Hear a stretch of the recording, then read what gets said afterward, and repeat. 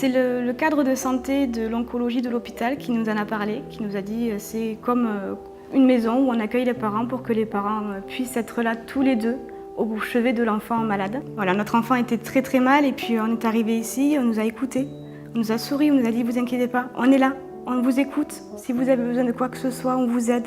Un peu moins de stress, un peu moins de douleur.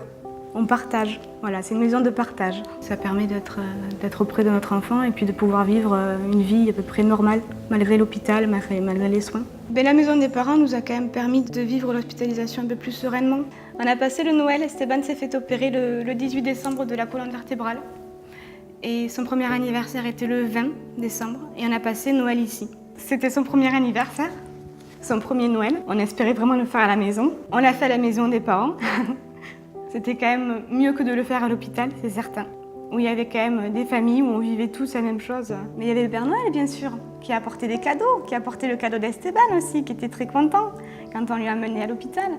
Donc, non, c'était, voilà, c'est Noël avec le Père Noël, avec un peu de féerie, malgré tout. Il y a eu des aires de jeu pour les enfants, on se lève le matin, on va à notre frigo, on fait notre manger, on boit notre café. C'est vraiment accueillant, c'est super chouette.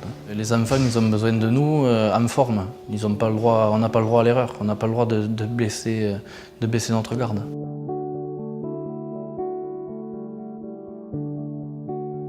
Mon petit frère a eu un cancer.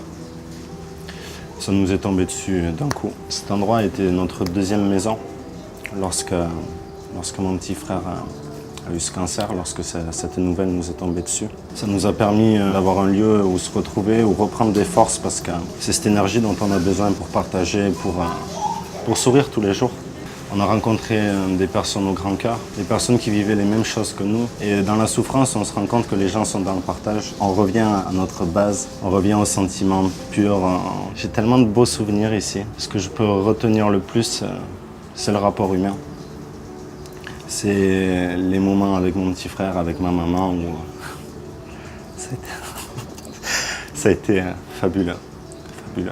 Nous avons pu accompagner notre fils dans sa maladie, tout en continuant de vivre quotidiennement avec l'organisation de nos repas, l'organisation de notre linge, de continuer à travailler pour ma part, recevoir des personnes, la famille, tout en étant proche de notre enfant pendant toute la durée de sa maladie. Si aujourd'hui Antoine est guéri, c'est en partie grâce à la maison des parents, grâce à à notre proximité, grâce à tout ce que la maison des parents a pu nous apporter.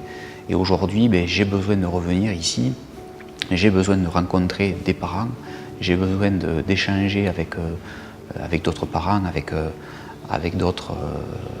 des bénévoles, à donner des nouvelles, à en prendre. Voilà, j'ai ce besoin, c'est une thérapie pour moi.